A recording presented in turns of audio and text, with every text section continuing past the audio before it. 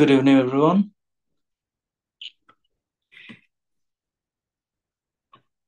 আমাদের আজকের প্রবলেমটা ভার্টিক্যাল কার্ভের ডিজাইন নিয়ে।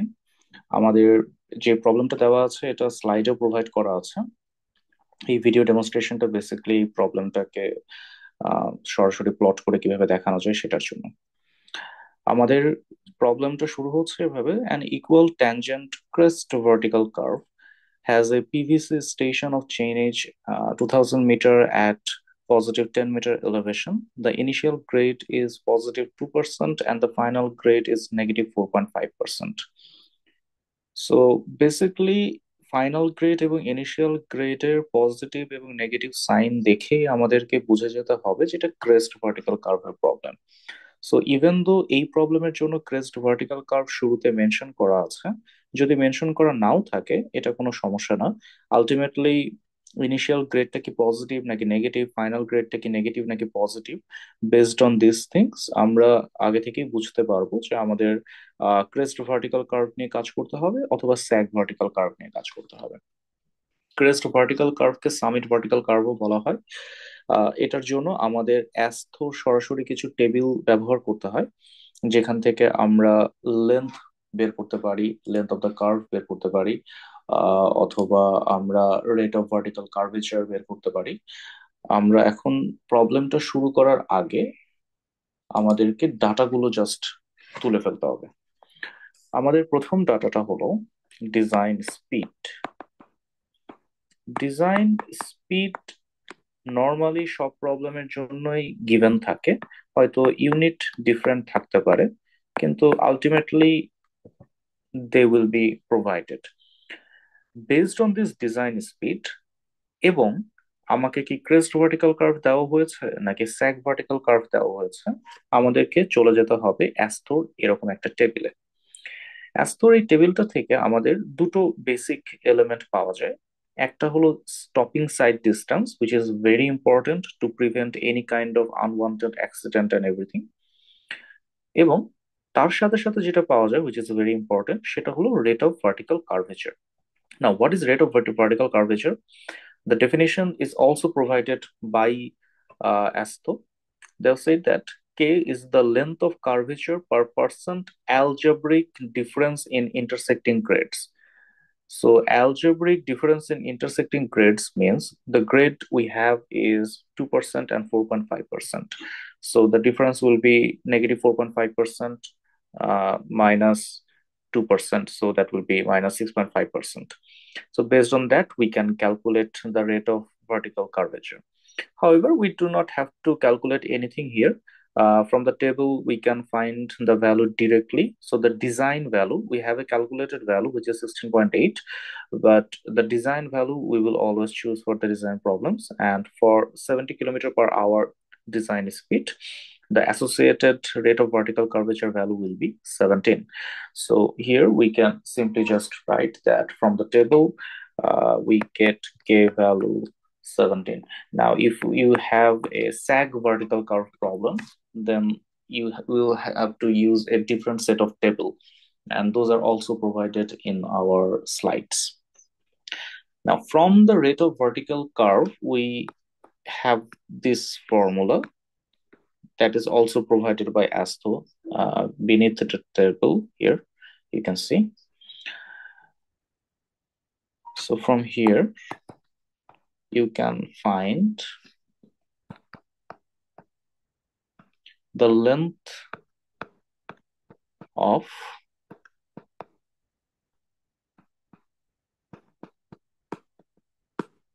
your curve. So let's just say it is evenly 110 meter. Now, where did we get the 6.5?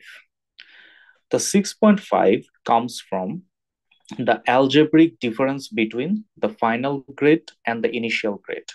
So the algebraic difference means, so if we write A here, the algebraic difference will be something like this. So you have 4.5, then 2, so it comes down to 6.5. So that is the 6.5, that is the value we have given here. Now, As we have mentioned earlier in our lectures, that any vertical curve that we plot will be plotted in terms of a parabolic equation. And the simplest parabolic equation that we know is given by this equation.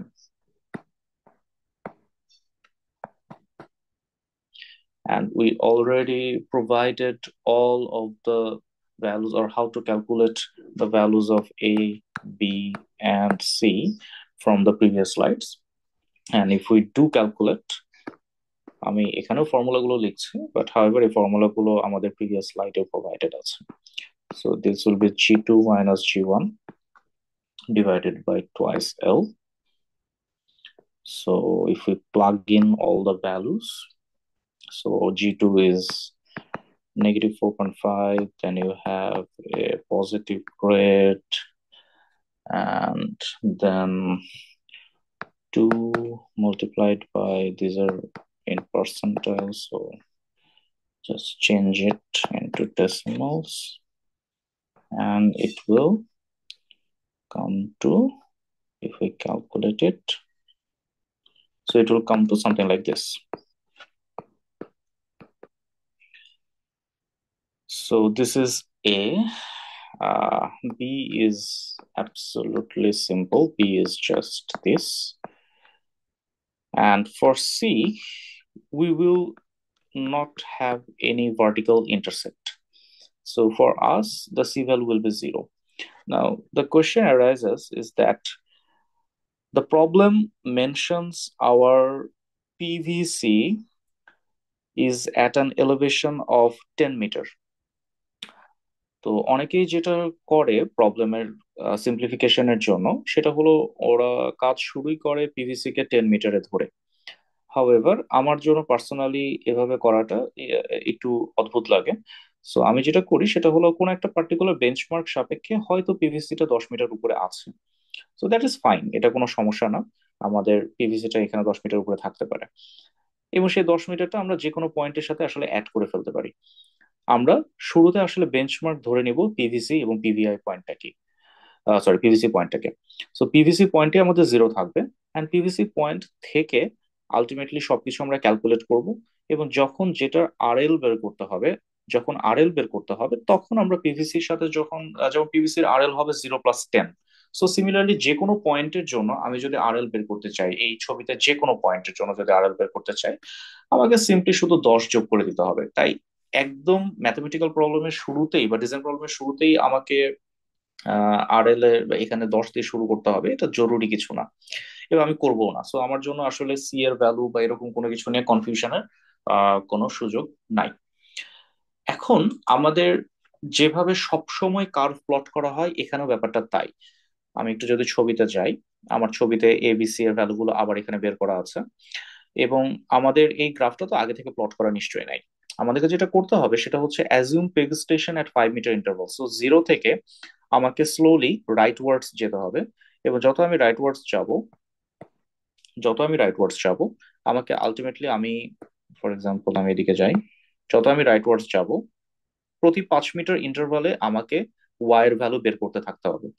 Y ভ্যালুর সাথে সাথে আরেকটা important term, যেটা অন্য অন্য জায়গায় হয়তো লাগে না, সার্কুলার কার্ভের সময় আমরা বের করি না প্রতিটা পয়েন্টের জন্য, বাট ভার্টিক্যাল কার্ভের জন্য this is important.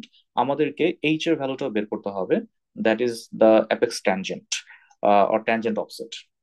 So tangent offset will ultimately accumulate to the apex distance. So সেটাও আমাদেরকে বের করতে হতে পারে।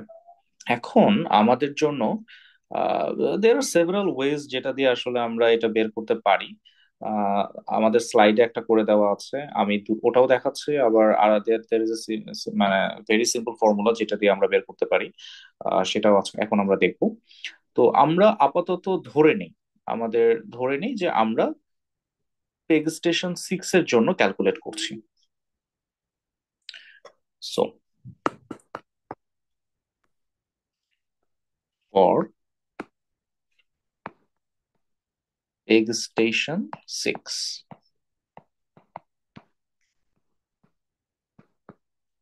পেগ স্টেশন 6 এর অর্থটা হচ্ছে আমি পিভিসি থেকে প্রতি 5 মিটারে একটা করে পেগ আছে, ছবিটা যদি বড় করি, পিভিসি থেকে প্রতি 5 মিটারে একটা করে পেগ থাকলে আমার পেগ স্টেশন 6 কথার কথা যদি এই পয়েন্টে হয়, সরি, যদি এই পয়েন্টে হয় তাহলে এটা 30 মিটার ডিস্টেন্সে থাকবে। সো 5 × 6 30 মিটার ডিস্টেন্সে থাকবে।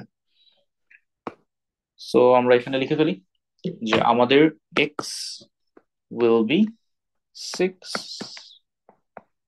times 5, 30 meter. If we plug in the value of x into this parabolic equation, we simply get the value of the vertical coordinate, so which is y, and we get it as I'm plugging in all the values. It will come to point 0.002 multiplied by 30. 2 multiplied by 30.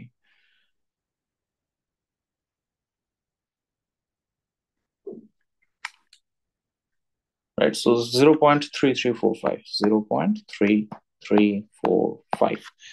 This is the value of y. This is in meters. So this is y.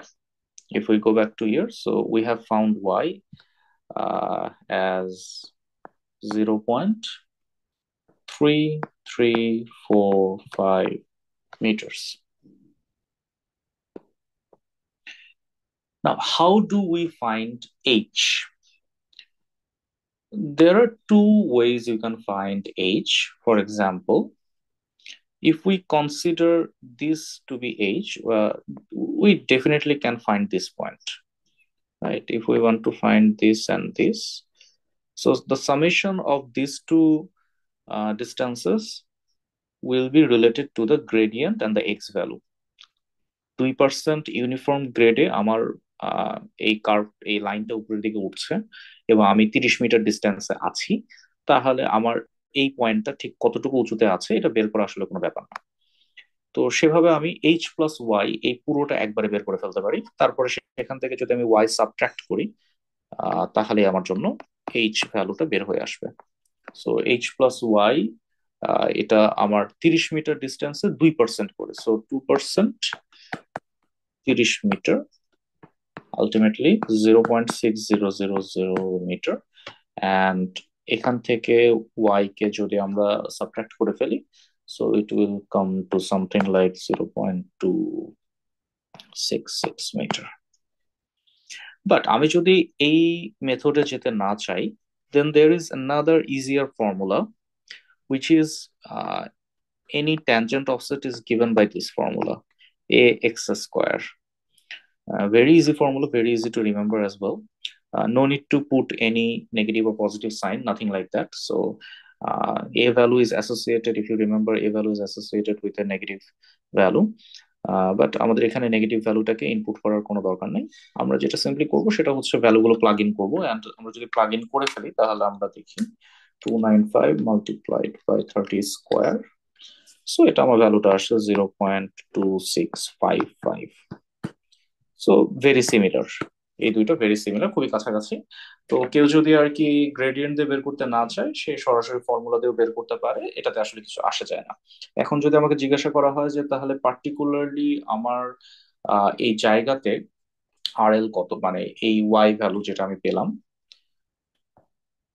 আমি যে Y ভ্যালুটা পেলাম এই জায়গাতে আর এল কত, তাহলে আমাদের Y এসেছিল 0.3345, ওয়াই আমি পেয়েছিলাম 0.3345। এটার সাথে যদি আমাকে আর এল বের করতে হয়, আর এল অ্যাট পেগ স্টেশন 6, আমাকে 10 যোগ করতে হবে, কারণ আমার পুরো বেঞ্চমার্কটাই আমি 10 মিটার উপর থেকে চিন্তা করে 10 মিটার উপরে জিরো ধরে নিয়ে তারপরে কাজ শুরু করেছে। সো ইট উইল বি, আর এল উইল বি 10.3345। তো এভাবে এটা একটা পেগ স্টেশন, এভাবে 110 মিটারের জন্য সব পেগ স্টেশন গুলোকে আমরা আলটিমেটলি বের করে ফেলতে পারবো। এখন আরেকটা এক্সাম্পল দেখানো আমার মনে হয় উচিত, সেটা হলো যখন আমি পিভিআই পার করে ওই পাশে চলে যাব, অর্থাৎ নেগেটিভ গ্রেডিয়েন্টে চলে যাব, তখন যদি একটা পেগ স্টেশন আসে তখন কিভাবে ক্যালকুলেট করতে হয়। ফর এক্সাম্পল, আমরা যদি পেগ স্টেশন নাম্বার 18 কে ধরে চিন্তা করি, হুইচ ইজ 18 × 5 = 90 মিটার, তাহলে পেগ স্টেশন 90-র জন্য কি হচ্ছে আমরা সেটা কিভাবে ক্যালকুলেট করি আমরা একটু দেখি। সো এটা আমাদের নিচে চলে যাই আমরা আরো।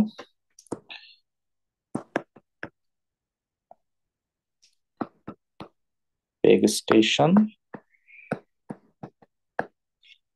18, পেগ স্টেশন 18 মানে হলো এক্স এর ভ্যালু এখন 90 মিটার।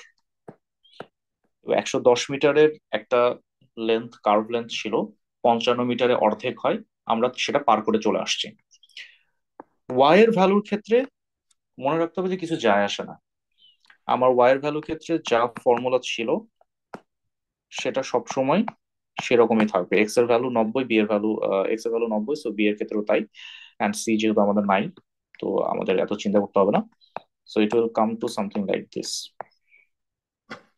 এবার এখানেও সিমিলারলি আমাকে যদি বলে যে এখন এই পয়েন্টের জন্য আরএল আমাকে বের করে দেখাও তুমি, তাহলে এই পয়েন্টের জন্য আমাকে আরএল বের করতে হলে সেটা 10 মিটার থেকে আমাকে মাইনাস করতে হবে।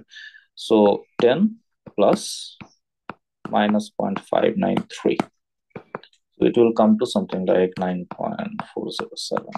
এটা হচ্ছে আমার 18 নম্বর পেগ স্টেশনের জন্য আরএল। বাট একই পয়েন্টে এখন আমাদেরকে যদি এইচ বের করতে হয়, তাহলে আমি কিভাবে বের করব? এগেইন আমি যেটা বলেছিলাম যে এইচ যদি বের করতে হয় তাহলে ইট ইজ ইজিয়ার যে আমরা ফর্মুলা দিয়ে ব্যবহার করি। ফর্মুলা ব্যবহার করলে ডিরেক্ট ভ্যালু মিলে যাবে, আসলে আর কিছু চিন্তা করতে হবে না। কিন্তু কেউ যদি ফর্মুলা দিয়ে করতে না চায় তাহলে সে আগে যে মেথডটা আমি দেখিয়েছি সেই মেথড দিয়েও সে করতে পারে। তো আমার জন্য আর কি ফর্মুলা ব্যবহার করাটা ইজিয়ার লাগে সবসময়, সো আমি ফর্মুলা দিয়েই করতাম। তোমরা করতে পারো, কোনো সমস্যা নেই। সো আমরা যদি এইচ এখানে বের করতে চাই, যেটা আমি ফর্মুলা আগে লিখেছি ax², আমার মনে হয় তোমরা ভুলটা এই জায়গাতে করে ফেলতে পারো, সেটা হচ্ছে এখানে এক্স এর ভ্যালুটা কি বসাবে। তোমরা যদি এখন এক্স এর ভ্যালু 90 বসাও তাহলে তোমাদের আর অঙ্ক মিলবে না, এটা মেলার কথাও না। কারণটা হচ্ছে ax² এই ফর্মুলাটা আসলে কাজ করে from the base point. So আমাদেরকে ধরে নিতে হবে যে আমরা যখন এই গ্রেডিয়েন্টে আছি তখন আমাদের জন্য এটা হচ্ছে অরিজিন পয়েন্ট। সো তখন ax² ফর্মুলাটা এক্সটা মেজার হবে এই পাশ থেকে। বাট যখন আমরা এটা ক্রস করে চলে গেছি তখন আমাদের বেস পয়েন্টটা আসলে এখানে চলে আসছে। সো আমাদেরকে 110 মিটারের জন্য যখন আমাদেরকে চিন্তা করতে হবে তখন আমাদের এক্স হবে আসলে 110 - 90। So this is very important, যখন তুমি অন্য গ্রেডে চলে যাবে তখন তোমার 100, sorry sorry, 110 - 90, so this will be your value. And এখান থেকে তুমি পাবে কত আসে, 0.000295 multiplied by 20 square, so 0.118। However কেউ যদি এভাবে করতে না চাও তাহলে আমি আগেই বলেছি যে তোমরা গ্রেডিয়েন্ট ধরে বের করতে পারো। এখানে যেমন 2% গ্রেডিয়েন্ট ধরে করতে হয়েছে কারণ আমরা এই পাশে ছিলাম তখন 2% গ্রেডিয়েন্ট, ঠিক একইভাবে তোমাদেরকে এই পাশেও তোমরা বের করতে পারো, কিন্তু 4.5% গ্রেডিয়েন্ট গ্রেডিয়েন্ট ধরে তখন বের করতে হবে। এখন আমাদেরকে আরেকটা প্রবলেমের কথা বলা আছে, সেটা হচ্ছে পিভিআই, এই স্টেশনটার আরএল বের করতে হবে। পিভিআই মানে হচ্ছে এই যে টপ পয়েন্টটা, এই স্টেশনটার আরএল বের করাটা আসলে সবচেয়ে সহজ। এই স্টেশনটা আরএল বের করার জন্য তুমি যে কোনো গ্রেডিয়েন্ট ধরে বের করে ফেলতে পারো। যে কথার কথা 55 মিটার, আমাদের 55 মিটার চিন্তা করতে হবে। যে আমরা আমরা বাম পাশ থেকে যদি চিন্তা করি যে আরএল অফ পিভিআই 110 মিটারের অর্ধেক হয় 55 মিটার, তাহলে 55 মিটার পর্যন্ত আছে 2% ধরে, 55 মিটার, বাকি 55 মিটার আছে 4.5% ধরে নেগেটিভ। আমরা যে কোনোটা ধরেই বের করতে পারি। সো আমাদের বের করাটা ইজিয়ারটা হচ্ছে 2% ধরে, কারণটা হচ্ছে যে 55 মিটার ফর 2% আমরা পেয়ে যাব ডি উইল বি,